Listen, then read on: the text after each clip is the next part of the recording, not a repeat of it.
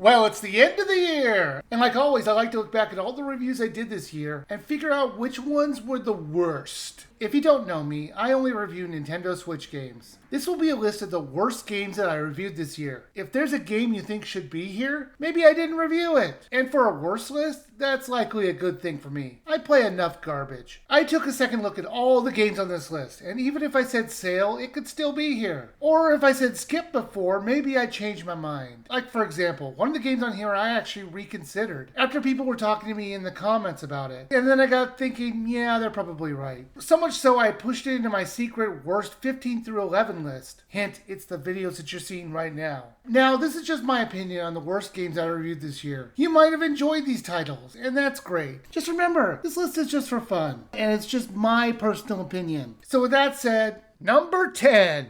Barbie Dreamhouse Adventures. This just barely made this list. I factored in the cost to buy this to what you actually get, and I decided it kind of needed to be number 10. This is not a game, it's an interactive tour of a rich person's home. Very young children might find a little bit of enjoyment in this, but for $39.99, there needed to be much more to it. Now the layout of this house is a little crazy. 2 kitchens, but 1 bathroom for like 6 people, and the bathroom itself had its own oddities. The tub is at the end of a really long bathroom, which I would be totally fine with. But there's no sense of privacy at all. And you might say, well, it doesn't matter if the door is closed. But there is no door! It's just an open room! The same goes for the shower. It's just glass. There's no sense of privacy at all. Also, what is the deal with the side-by-side showers? Is she taking showers with her family next to her? This feels more like a dorm than it does a house. If this was Barbie's college dorm, okay, maybe I would say this is the girl's side and it's okay to have all this craziness. But it is a multi-million-dollar mansion, and it has 1 toilet for 6 people. And that doesn't even count her friends who might live there as well. So let's talk about the toilet for a second. At this point, I have to think people who've never watched my videos before will have the thought of like, is he still talking about the bathroom? And my regular viewers will be thinking, yep, this is pretty normal. Number 9. Master Detectives Archives Rain Code. This is probably going to be the most controversial one on this list. This was from the creators of Danganronpa, and it was clear the creators of that game just wanted to make another one of those types of games without actually making another Danganronpa game, because a great deal of the mini games that you play in this were actually just lifted from Danganronpa 3, just done a little bit differently, and somehow they made it worse. With the exception of the bonkers last chapter, the rest of the title had mysteries that were so obvious and easy to solve when we had to go in the mystery labyrinths in order to actually solve the case. It was frustrating because we already knew the answers, but they would spend hours just spoon-feeding it to us. You play as Yuma Cocohead, and if you think that is the last crazy last name, you're in for a shock. Almost every character has some crazy last name for some reason. Even when they do introduce a normal name, they have to say it in a strange way. Like there's a character named Karen, except they pronounce it Karen. Is this a thing? I've never heard it pronounced that way before. Is that like the pretentious way of saying Karen? Anyway, you wake up in a storage room and you've lost your memory. Because of course you have. You board a train with some other detectives, and you find out the reason that you've lost your memory is because you've signed a pact with a death god named Shimigami. She will always be with you. She mostly can't affect the world of the living. She's really only there to help you solve the mysteries and to add a lot of fan service to the game. So if you like those types of titles, you will not be disappointed. Number 8. The Grinch Christmas Adventures. This platform stealth game had some potential, but this is the classic example of quantity over quality. If they had just made tightly made levels instead of making a bunch of the same levels over and over again, this might not have actually been on this list. But even worse, the stealth sections were pointless and also very overdone. If this was $20, this would be forgivable, but it's double that price. In the platforming sections, there are often hidden paths, which might be hiding the jigsaw pieces, but more often than not, they're in the homes you need to break into. This is my second Christmas game in a row where you have to break into people's houses. Is this going to be a new Christmas tradition? At least in this game, it makes narrative sense. Unlike the previous one, which was Games Advent Calendar, which we just go into their homes for no reason, other than marking them off on a calendar. And we're like, I guess I'm going to rob number 4 today. The houses were the places you're going to find the most jigsaw pieces, unfortunately. You would have to avoid the residents who would try to hug you. They don't care that you broke into their house. They just want to give you a squeeze. If they do catch you, you'll lose a part of your heart, or if you don't have any left, you'll just die. And you'll need to do that part again. They do give you places to hide all over the place. And because everyone in this house has the attention span of a turkey, they'll forget about you very quickly.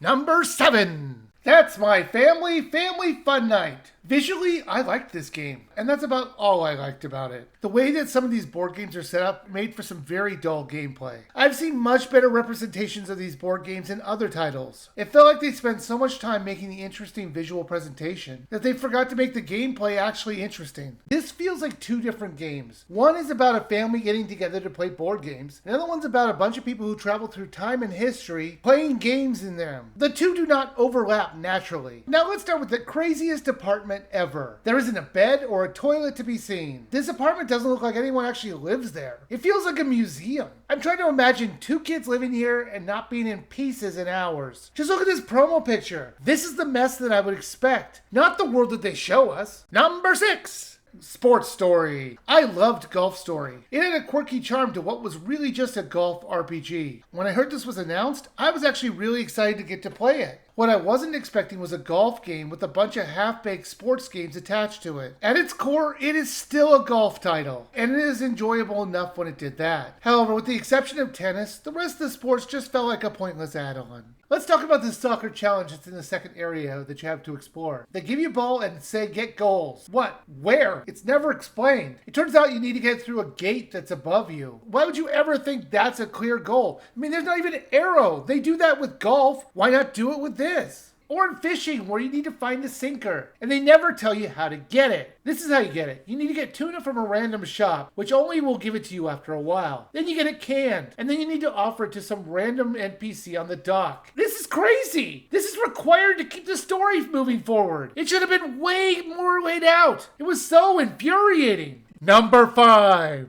Evil Inside. This has your character very slowly walking through this house and just having the layout repeat. If you've ever played PT, it's just that, just much dumber. It's never scary, it's not even a long game, as it can be completed in less than an hour. The only challenge will be finding the invisible trigger points that the game needs you to walk through. So get ready for a lot of slow backtracking as you do this. It feels like someone took the pre-made assets from the Unity store and made a game for a class project. It was never scary and even put up some nonsensical jump scares. It was too goofy to be scary whenever it popped up. Honestly, I found the letter to be scarier than this game, and that title was awful. The story is that your mother was killed and your father was sent to prison for it. Now you have to look after your baby brother and try to move on with your life. At least that's what you should do. Instead, you make the insane choice to contact your dead mother for some reason. He actually calls up his friend and asks him, "Are you in contact with the afterlife?" Like that's a totally normal thing to say. To his credit, the guy just says yes, and what do you need? He says it in such a nonchalant way. Like it's as simple as going to get gas. Number 4. The Pizza Delivery Boy Who Saved the World. This is a visual novel with real people used as characters. Its story makes no sense if you think about it for more than a second. The game never takes itself seriously, and if it was more coherent, I might have actually put it up higher on this list. Now let's get this out of the way right away. This is not a game. A game gives you something to do. For 99% of this, they give you nothing to do. It's just an interactive book, and even that moniker is generous. There are choices that you can make throughout the story, and they will change up the dialogue a little bit, but then it goes back to the normal path. Even at points where they could have put in real choices and add some gameplay, they don't even bother and just keep it on rails. There is one point where it's the loosest definition of gameplay. They have you slice pizzas, and you have to use math in order to help you figure out how to slice it. I'm talking about the simplest math. Like how do you cut 6 slices into 12 slices? Oh, I don't know, cut each one in half. Oh, spoiler. Number 3. Everybody, 1, 2, switch! This is the sequel to what should have been the free packing game that came with your Switch. But for some reason they were asking almost full price for that. This time it was only a little over $30. And it's not even worth half of that. The games were repetitive and non-enjoyable. And there really isn't anything worth your time to play. The whole party mode is hosted by what I thought was a man in a horse head mask. Until he ate a carrot. Then I realized the horror. No, it's a half horse, half man.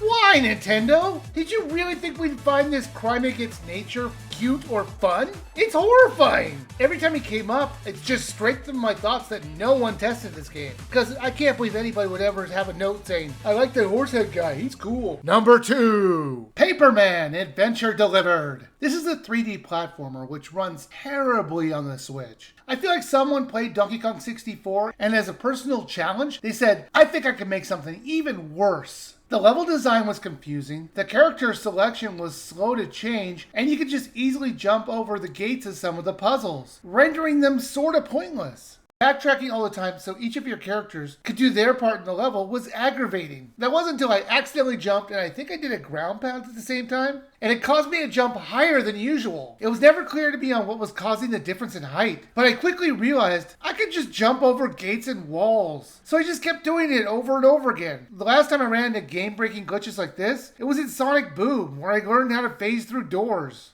I can't tell you how much fun I had breaking this game. I was just jumping over puzzles and just grabbing the golden letters, which is what you were supposed to be collecting. I was doing everything out of order and loving it. They did occasionally put up gates with upper guards, but usually I could just jump up a hill or a wall. I just kept doing this until I got to the boss. I got to a guard who's blocking off the boss, and you have to get him to lower the gate. But sometimes I didn't even bother, I just jumped over the gate. I was on a power trip! Number 1. The Thief Simulator 2023, from Crunk to Boss. Now don't get confused here, this is not the Thief Simulator you might be thinking about. This is a copycat of that game. I really liked the original Thief Simulator when I played it on the Switch. The only issue I had with that game was that it crashed all the time. This title is a broken mess. Gone is the open world. This time you have to rob 6 houses repeatedly from a list you're provided, and over half of the game is unplayable. Only the simple lockpicks actually work. The more advanced ones, which you need to use on 4 of the 6 houses, just don't work, and they will not open the doors. So all you can do is just kind of walk around the estate instead of actually going inside them. This title is awful, and deserves my top spot of the worst game that I reviewed this year. They have you steal a TV, which is good to help you understand how to load up big items. Then they want me to break into a safe, and I cannot express how much I started laughing when I saw that. It was at that point I realized it was a knockoff. Now I looked everywhere for a safe, but I only ended up finding a safe, which seemed to move the plot forward. The first house is just an RV, which always has their doors unlocked. You just grab what's highlighted and leave. Get ready to break into this RV a lot. So much so I started to feel like a